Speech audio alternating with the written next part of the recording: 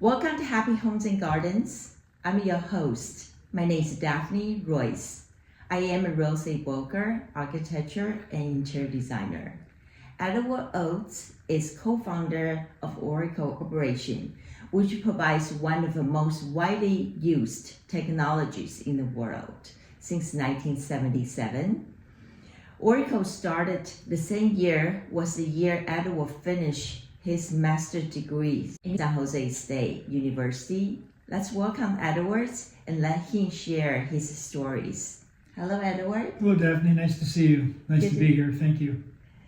Tell us about you and how you started your career. Well, my career was started, I went to San Jose State and I was majoring in mathematics in the mid-60s.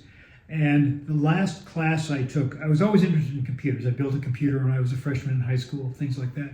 But I was always interested in computers, and I took the computer programming class, which is required of math majors, a Math 144. And the person who taught that class was a man who became my mentor, Bill Orr. And he taught the class, and his approach in that class was not solving math problems with computers, but computer science. So how computers are organized, how they run, how languages are processed, things like that. So, and he also worked at a research center, which became Xerox PARC later on up in Palo Alto. And he hired me out of that class to be a computer programmer and work on products at a computer company called Singer, the same as the sewing machine company at the time. So he hired me, and that got me launched on a career. And he was my mentor while I was there at Singer. I went into the Army, I came out of the Army, and he hired me again to do that stuff.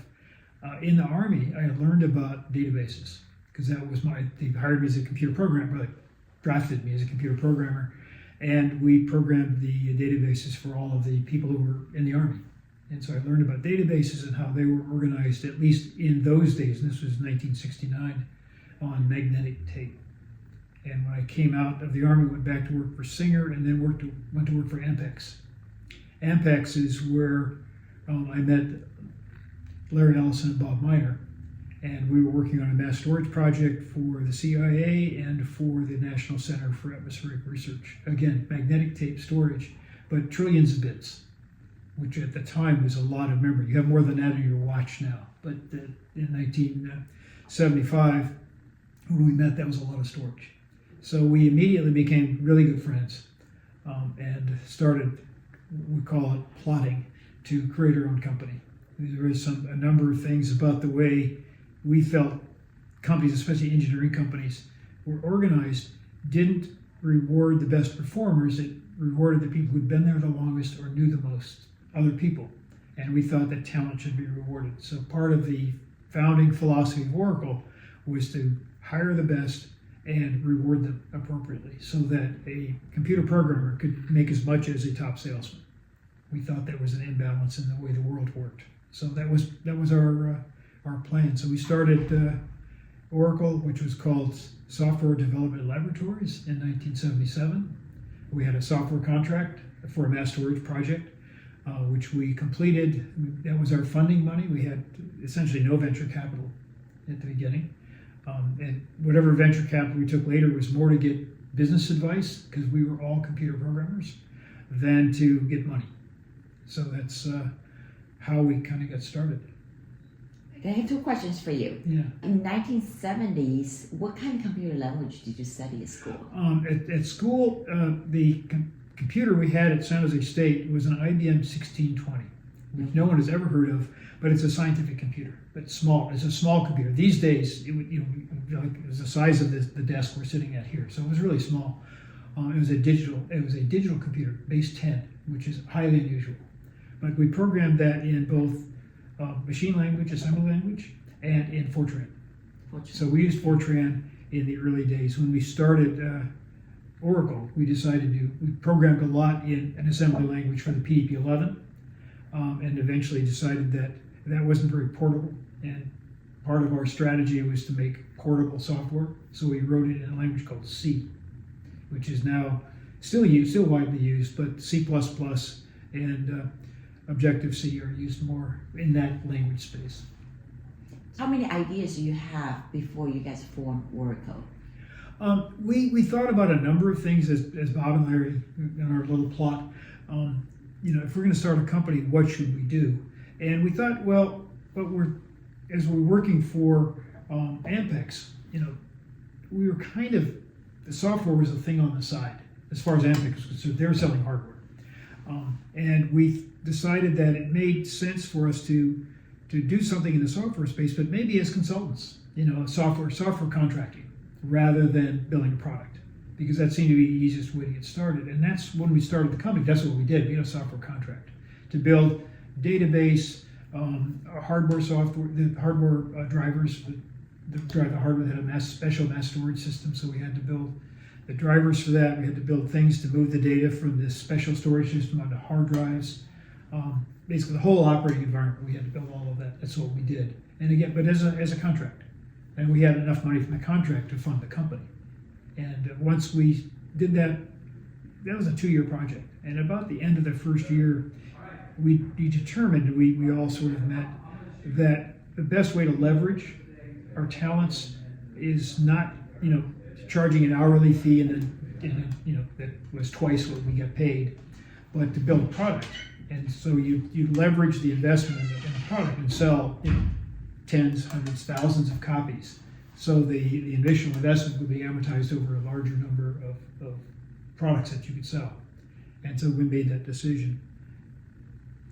I know you study a master's degree in cybernetic system. Yeah, I had 2 degrees. And let's just clarify. I have a math degree, a bachelor's in math. Cybernetic systems master's I never completed because we started Oracle at the time I was supposed to start writing my thesis. Oracle took software development libraries. That took priority over writing the thesis. And there's a time limit. Because then I took courses on the GI Bill for like 5 years, and the time limit is 7 years. From the time you take your first course to the time you have to complete your thesis. And I started thesis about year 5, and Oracle started at the same time. Okay. So I completed all the coursework, did the comprehensive exam, and all that kind of stuff, but never completed thesis. So. How much do you think school was helping you to create your company? I think the math degree helped a lot. And I like San. I'm a big advocate of San Jose State and the public education in general. But I think that math degree for me, because I didn't have computer science at the time, and I think even now, math teaches you how to take complex problems, break them down into little pieces, and then solve the little pieces. So whether you're doing proofs or trying to do some complicated engineering calculations, you have really complicated problem, but you solve little bits at a time. And that's how computer programming works. You have a really complicated program and you break it down, you solve little bits at a time. It doesn't make a difference what the language is, whether it's C or Fortran or COBOL or assembly language, Java, it doesn't make any difference. The analysis is still the same. And I think math showed me how to do that. So, calculus was interesting, and I like the theoretical aspect of that, but I don't think I've used calculus in 50 years. But the process was more important. And the same was true of cybernetic systems. Cybernetic systems, it sounds like a big engineering thing, but it was basically an interdisciplinary problem-solving methodology that they developed there. And it had to do with putting, if you're solving a complex societal problem, a transportation network, urban housing, weather, whatever it is, it's not just computer programmers, not just engineers, it's people in the social sciences, people in engineering, people in behavioral sciences. You have to put all those people together to solve complex problems. And part of that is, the technology, but part of that is just, the human interface. So the methodology was, how do you put these people together? How do you formulate problem statements so that they make sense? How do you come up with the objectives that you're trying that whatever solution has got to meet? How do you weigh those objectives so that the most important things, not everything is priority number 1. I mean, a lot of people, when we have to do A, B, C, and D. If you don't do all 4, it's useless. And that never works, because you can't ever do 100% of anything. So it's, how do you take objectives and say, well, this is the most important, second most important. You put numerical scores by them, and then when you come up with proposed solutions, you weigh them against the objectives. And then you can determine which solutions seem to be optimal. And you start to do an implementation, then you the cybernetic part is a feedback loop. If things aren't working out, you go back and re-examine your problem statements, your objectives, your proposed solutions, and you kind of cycle on that until you come to an optimum solution with a group of people. It's not just an individual. And that helped me, I think, when we got to Oracle. And Oracle is a complex, set of software. The initial project was just a database, and just a database, but it was a relational database. Nobody had really built one commercially before. So we had to solve the problem that IBM had in research. And how do you turn that into a commercial product that has performance, that's easy to use, that you can distribute, that you can maintain? So there's all these different objectives you have. So, You had a lot of competition at that time? no, there was a software industry at the time. Computer companies like IBM or Digital Equipment Corporation, which is now defunct, they would sell hardware and they give away the software. That's just part of the project. You bought an IBM computer, you got an operating system, you got disk access methods, you got sorting things, you got language processors, you got all kinds of stuff that just sort of came along with it. So it was difficult for independent software to do anything.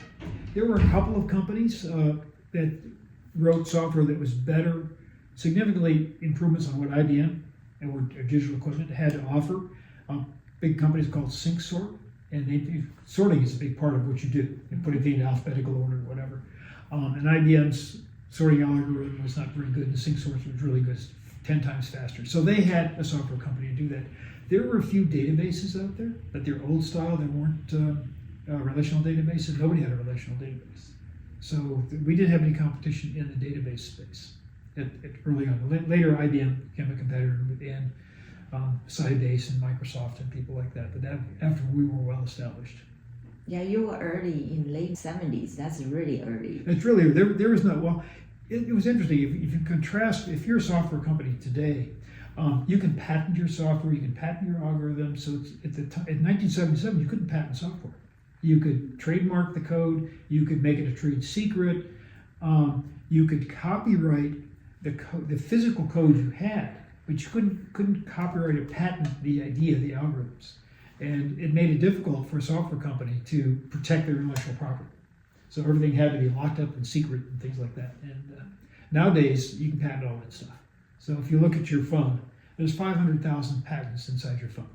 How interesting. So that makes it, if I wanted to build a brand new phone from scratch, I have to wade through a large number of patents to build a phone. Even something quote as simple as a phone. Same thing is true of software. And so you hear about software patent lawsuits and intellectual property lawsuits all the time. How did patent become available? Why? They changed the law. They changed the law. They decided that software was important enough in industry. There was a fight between Borland Industries and Lotus at the time over the look and feel of a spreadsheet, the way their Lotus spreadsheets looked, and Borland had a product. And there was a kind of a patent, but they couldn't patent it. So they talked, it was fight over it, over the look and feel. It was trademarked. It was all kinds of things like that. And eventually it got settled, but Congress stepped in and said software should be patentable. I mean, there were some lobbying efforts going on. But IBM wanted to patent software, Microsoft wanted to patent software, we wanted to patent software, though we weren't important at the time. Apple didn't care. They, at the time, Apple was a hardware company. They didn't know they were actually a software company, but they found out later. Yeah, I remember Apple was big in early 80s. Yeah, and they started in 1976 when they built their. Steve Wozniak actually built the computer on a board, and he wanted to give it away. Steve said we should sell this. And Steve was right commercially. Wozniak was, by all the reports, I've only met them briefly. I don't know them very well, and didn't know Steve before he passed away. But he was the one who understood the business aspect and the usability aspects of things. Steve Wozniak was the engineering genius behind what they did. So when they finally came out with the Mac in 1984, the Mac was introduced in 1984, but they had the Apple I computer before that. The Mac was the breakthrough. What are the most important components to make startups successful? I can talk about it then, and I've been consulting with some startups now. Usually not with kids doing startups, but older people doing startups, second or third startups for them.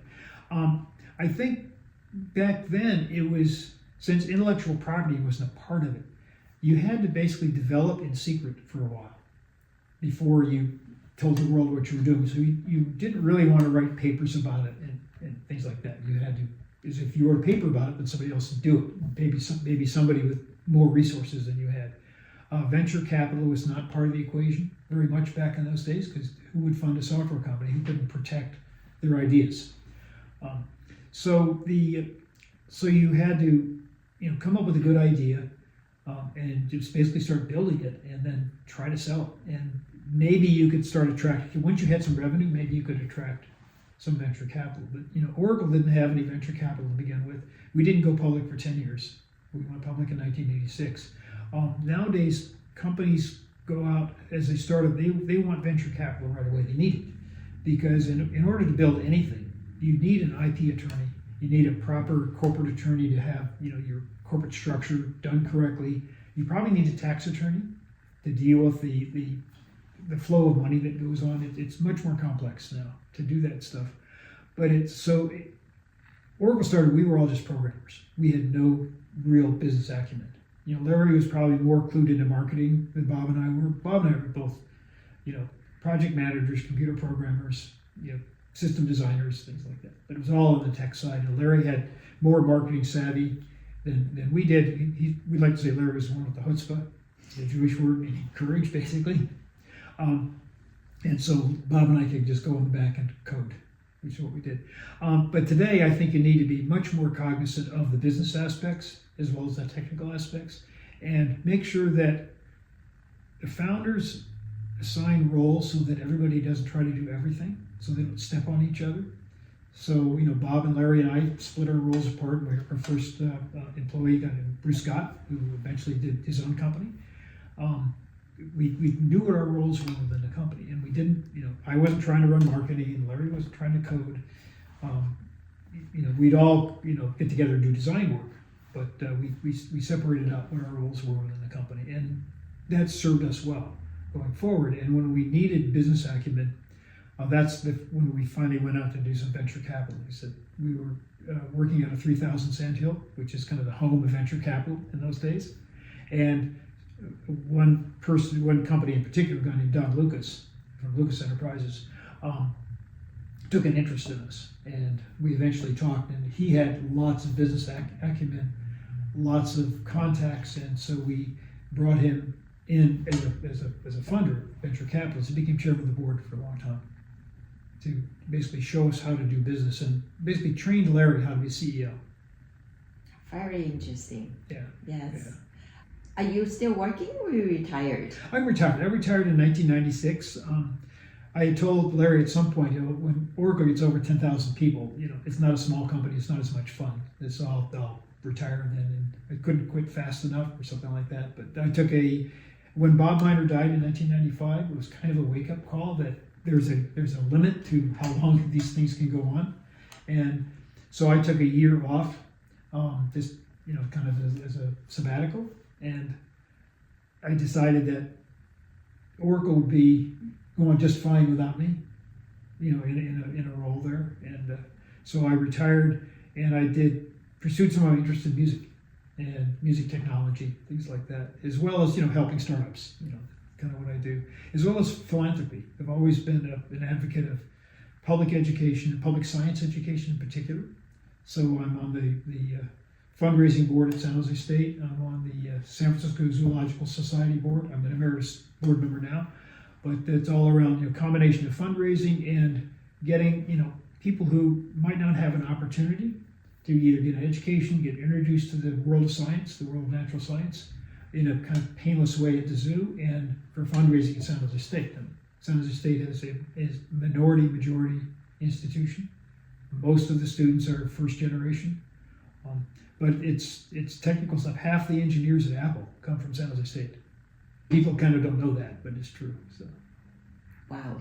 Yeah. Well, it's in the valley, right? It's San Jose State is really the Silicon Valley University. I mean, we generate more engineers and more teachers, and police people and whatnot, and healthcare workers out of there than all the other universities that are local here combined. So, How did you get into Zoological Society? I've always liked, conservation environmentalism, and when my daughter was about 3 or 4, we just went up there to see the zoo because it's a nice zoo, and my daughter fell in love with polar bears, so we adopted a polar bear. You give them money basically, and of course they took an interest in me. They found out I was a founder of Oracle, so they contacted me, and we went back and forth for a while, and I decided to join the board to help them with their technology, because their technology was really ancient. And they had no particular expertise on the board or even inside to manage new technology, because they were still working on an old IBM system. They did move forward to Microsoft servers and things like that. So we formed an ad hoc working group, so I helped them get through that. And then I ran the Education and Conservation Committee for about 10 years. So how do we translate what happens at the zoo to the people who come through? How do you educate them on conservation? How do you move people head on the scale from not caring at all about conservation, just you're going to the zoo, it's a fun time, to thinking about conservation. You don't have to become a crazy conservationist, but you want to try to move people along the spectrum. So what are your favorite things to do after retiring? I'm in a rock and roll band.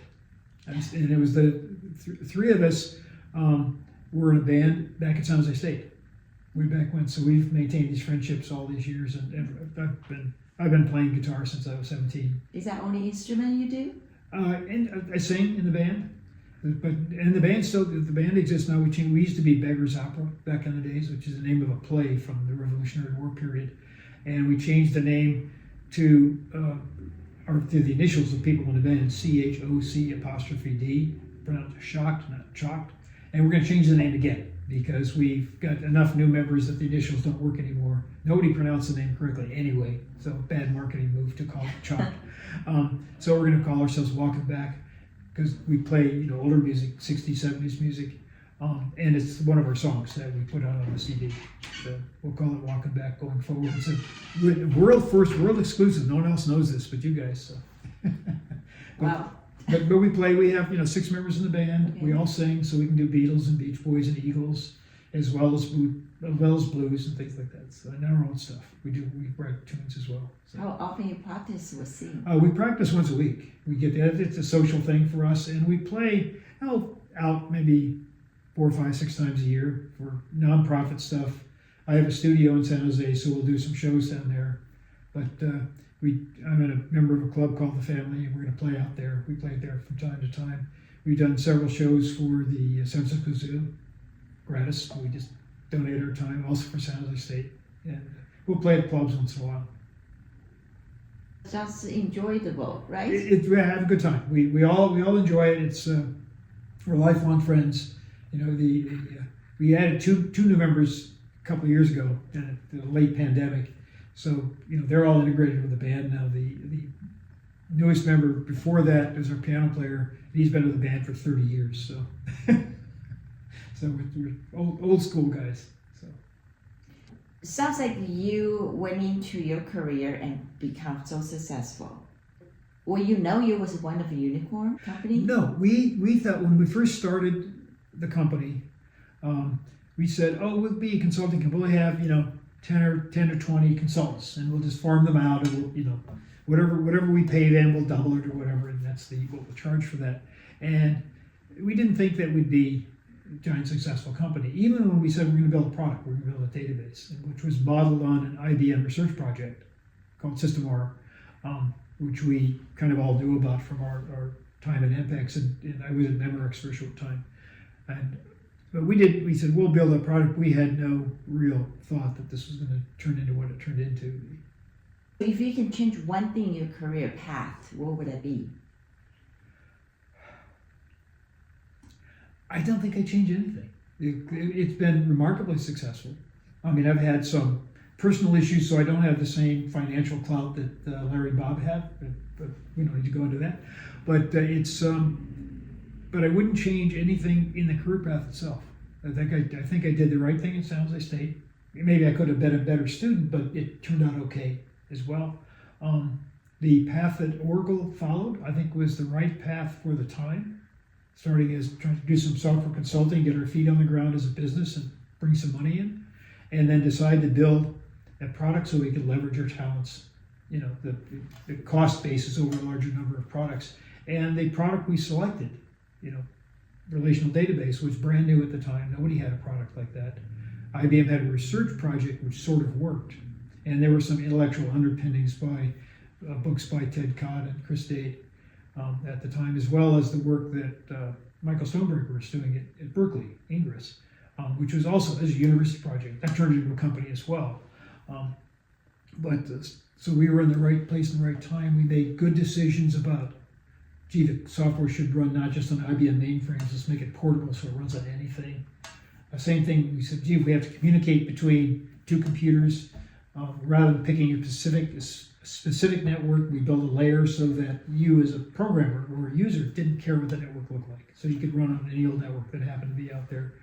So we did a number of things that made it compatible, and then worried about performance to make it fast enough. So we made all those decisions pretty early on.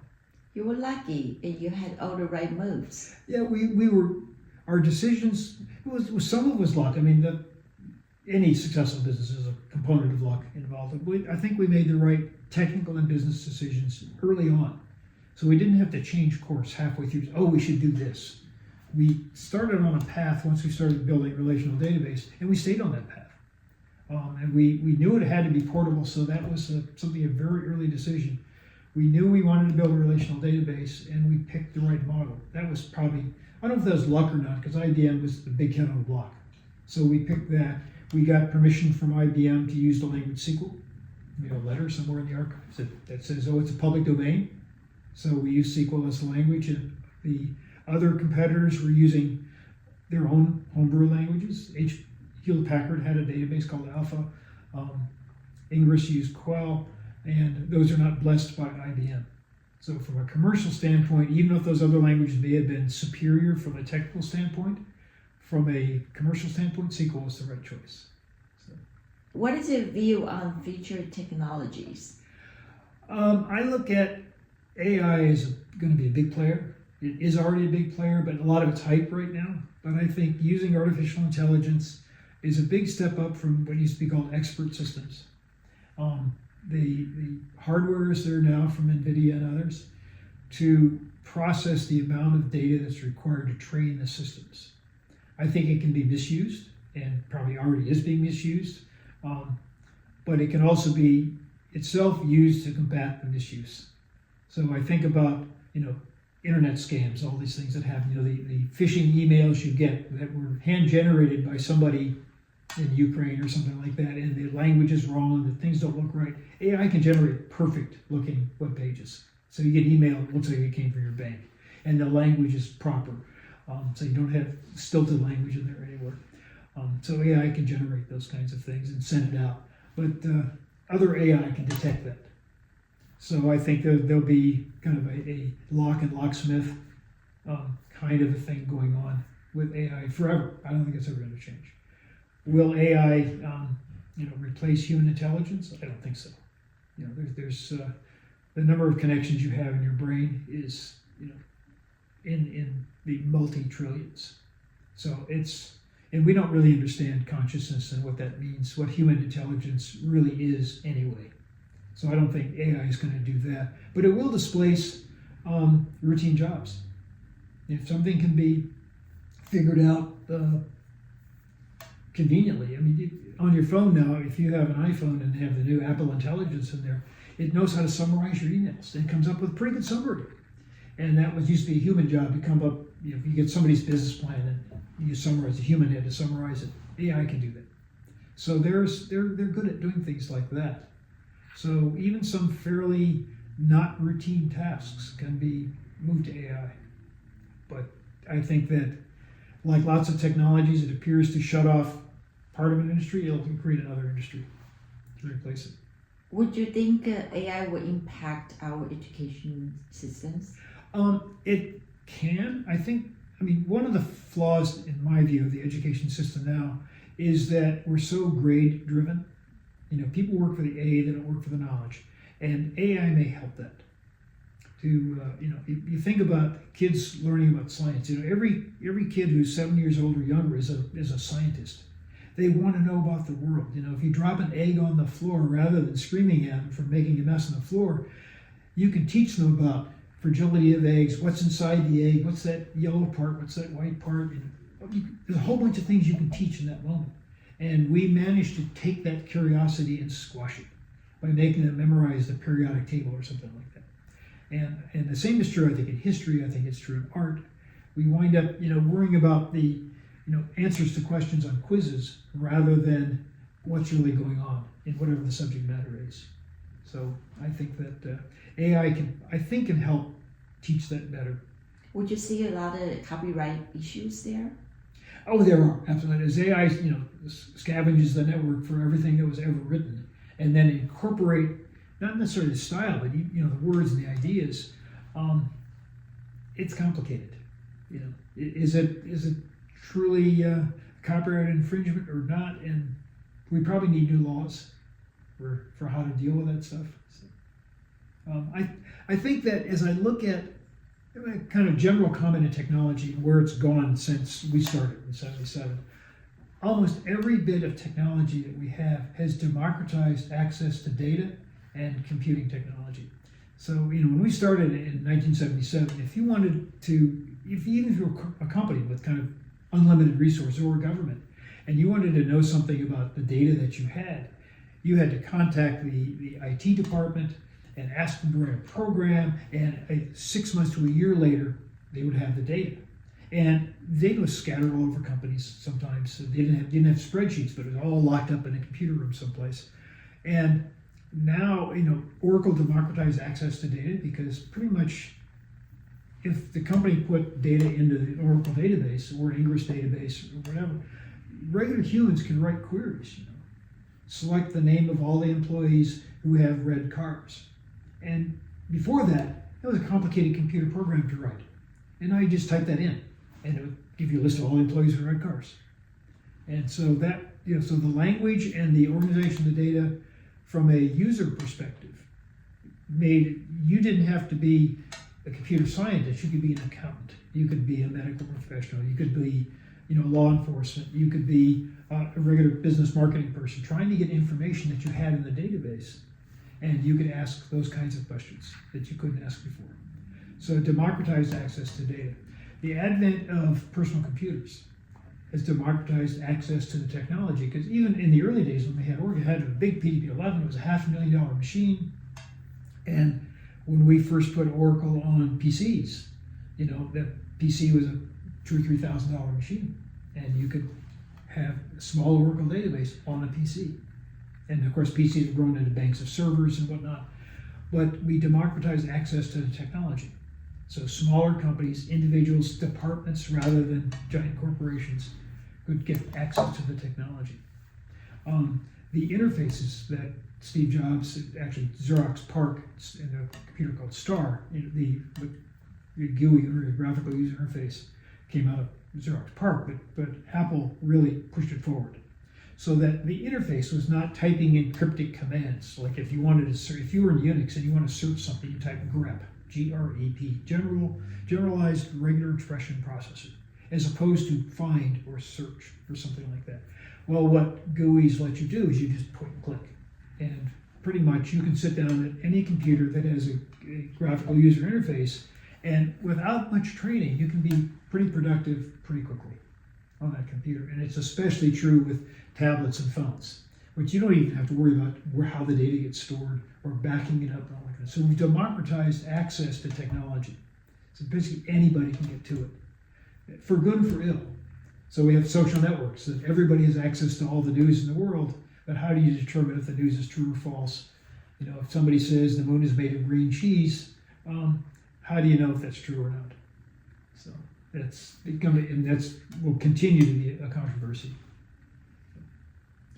I forgot to ask you, how did you come up with Oracle name for your company? Okay, I mentioned that when we worked for Ampex, we worked on a project which was, for the CIA, and it was basically, it wasn't to create spyware. It was basically to help analyze data.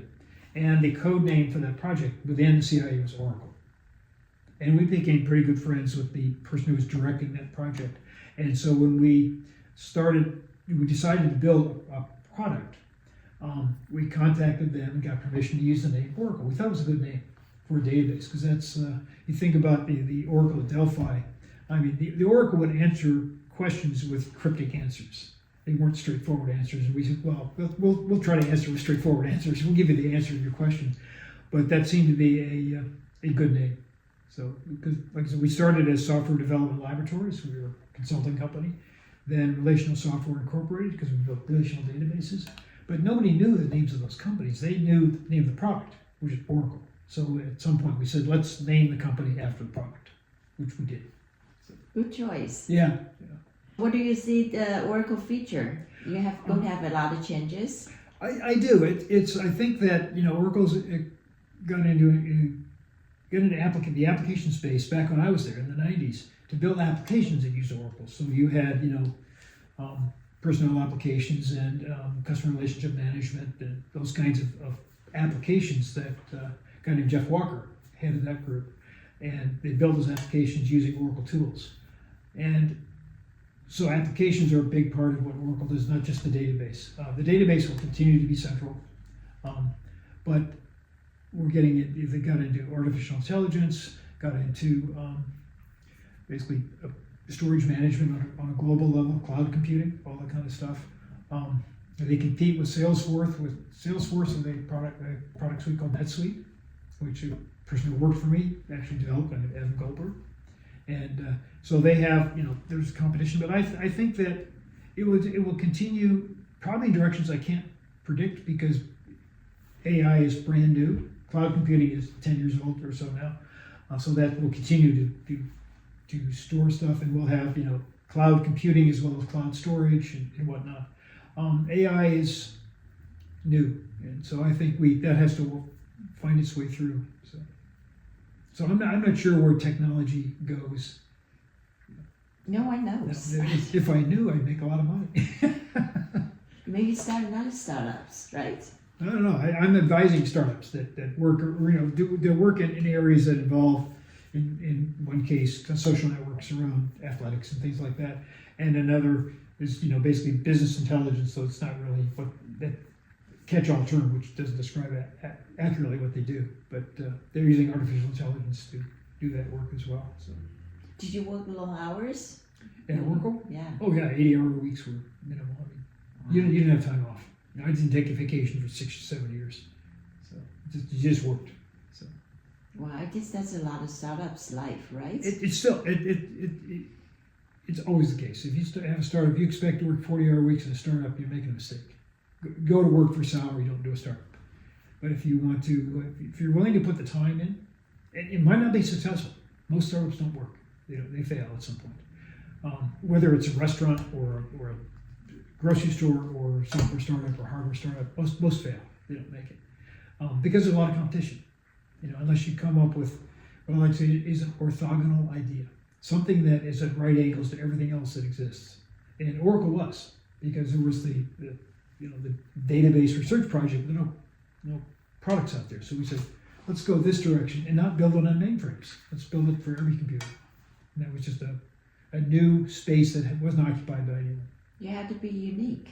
You have to be unique, but there has to be a business case for it, and you have to actually implement it in some way that makes commercial sense. There are lots of ideas that, well, this is unique, but who cares? It's like when people go, when they go to sell something that's old. Well, it's old and it's unique and it must be worth a lot of money. Not necessarily, Mm-hmm. So. Well, thank you so much. Well, thank you. This has been. For your time. Oh, thank you. This has been fun. Yeah, I enjoyed it. It was fun. I enjoyed this interview very Thank you. much. Hope I didn't bore everybody. Sorry. But Thank you. okay. Thank you so much.